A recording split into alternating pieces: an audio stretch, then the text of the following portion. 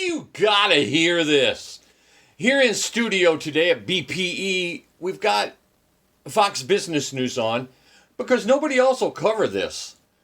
But anyway, these are the three heads of Google, Facebook, and Twitter facing a Senate judiciary hearing, and you should be informed about this. Ted Cruz coming up here nails this bastard right between the eyes, and he trips all over his goofy-ass beard and his feet trying to explain himself away. You gotta hear this. I should have recorded a couple of minutes earlier, Senator Blumenthal making a total ass of himself, as usual. But you gotta hear this part and share it. Mr. Blumenthal, Senator Cruz. Chairman, I want to thank you, Mr. Chairman, for holding this hearing.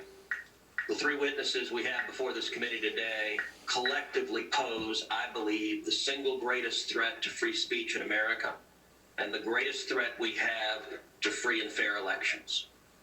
Yesterday, I spent a considerable amount of time speaking with both Mr. Zuckerberg and Mr. Pichai. I have concerns about the behavior of both of their companies.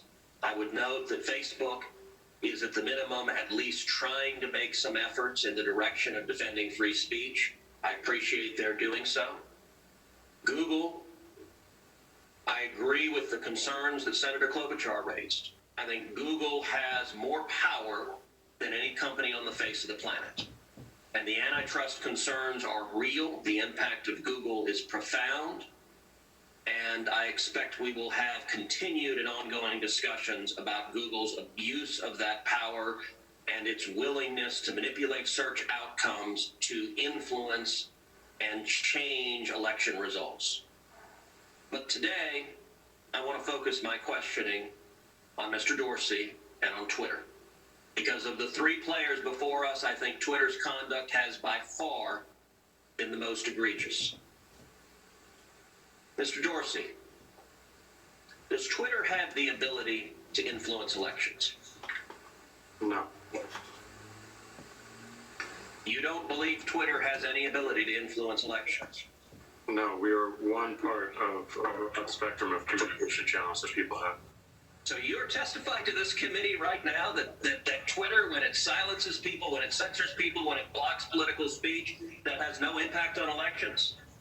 People have choice of other communication channels with which... Not if they don't hear information. If you don't think you have the power to influence elections, why do you block anything? Well, we have policies that are focused on making sure that more voices on the platform are possible. We see a lot of abuse and harassment, which ends up silencing people and having them leave from the platform.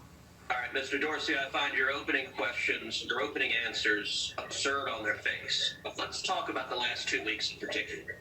As you know, I have long been concerned about Twitter's pattern of censoring and silencing individual Americans with whom Twitter disagrees.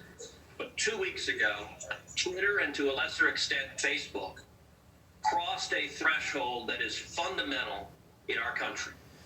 2 weeks ago, Twitter made the unilateral decision to censor the New York Post in a series of 2 blockbuster articles, both alleging evidence of corruption against Joe Biden, the first concerning Ukraine, the second concerning communist China. And Twitter made the decision, number one, to prevent users, any user, from sharing those stories. And number two, you went even further and blocked the New York Post from sharing on Twitter its own reporting. Why did Twitter make the decision to censor the New York Post? We had a hack materials policy that we... When was that policy adopted? In 2018, I believe. In 2018, go ahead. What was the policy? So the policy is around limiting the spread of materials that are hacked. We didn't want Twitter to be a distributor for hacked materials. We found that the New York Post, because it showed the direct materials, screenshots of the direct materials, and it was unclear how those were attained, that it fell under this policy. Now, so in your view, if it's unclear the source of a document, in this instance, the New York Post documented what it said the source was, which it said it was a laptop owned that had been turned into a repair store. So they weren't hiding what they claimed to be the source. Is it your position that Twitter, when you can't tell the source, blocks press stories? No, not at all. Our team made a fast decision. The enforcement action, however, of blocking URLs, both in tweets and in DM, in direct messages, we believe was incorrect. And we changed it. Today, right now, the New York Post is still blocked from tweeting 2 weeks later. Yes, they have to log into their account, which they can do at this minute, delete the original tweet, which fell under our original enforcement actions, and they can tweet the exact same material, the exact same article, and it would go through.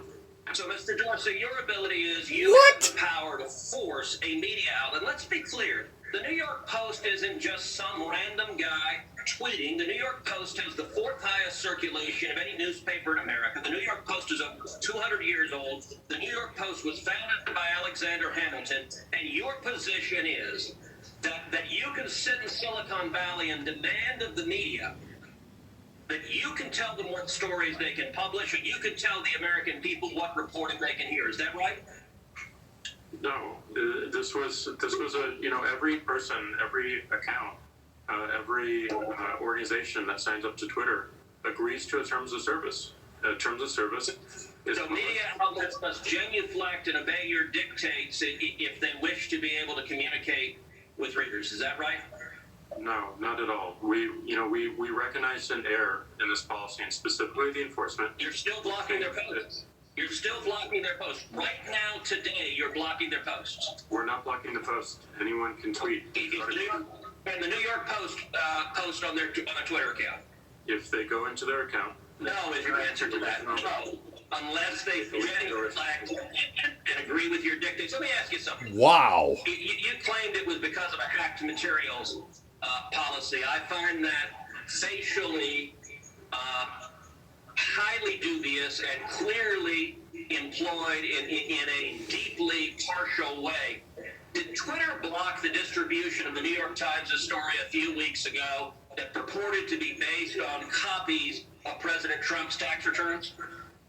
We didn't find that a violation of our terms of service and this policy in particular because it was reporting about the material. It wasn't distributing the material. Okay. Wrong. That's not true. They posted what they purported to be original source materials, and federal law, federal statute makes it a crime, a federal felony, to distribute someone's tax returns against their knowledge. So that material was based on something that was distributed in violation of federal law, and yet Twitter gleefully allowed people to circulate that. But when the article was critical of Joe Biden, Twitter engaged in rampant censorship and silencing. And again, we recognized errors in that policy. We changed it within 24 hours. Oh my God! Well, we recognized an error when somebody questioned it, and we changed our policy. But you still can't see it on Twitter. New York Times got to jump through 6 or 8 more hoops. Then you'll see it on Twitter, maybe after the election. Translation there for you. This is. But you're still blocking the New York Post. You haven't changed it. We have changed it. They can log into their account, delete the original tweet. You forced the Politico reporter to take down his post about the New York Post as well. Is that correct? Within that 24-hour period, yes. But we, as the policy has changed, anyone can tweet. Twitter takes the, you can censor the New York Post, you can censor Politico, presumably you can censor the New York Times or any other media outlet. Mr. Dorsey, who the hell elected you and put you in charge of what the media are allowed to report and what the American people are allowed Exactly. to hear? Why do you persist in behaving as a Democratic super PAC, silencing views to the contrary of your political beliefs? Let's give Mr. Dorsey a few seconds to answer that. Jack Dorsey, you piece of shit. Segment. Well, we're not doing that. And this is why I opened Pissed you're not. this hearing with calls for more transparency. We realize we need to earn trust more. We realize Do you think? more accountability is needed to show our intentions and to show the outcomes. Thank you, So Senator. I hear the concerns Oh, and acknowledge piss. them, but We want to fix it with more transparency. Thank you, Senator Cruz. Oh my God. You talk about a piece of shit. Jack Dorsey and Twitter. You see what they done when they got their feet to the fire.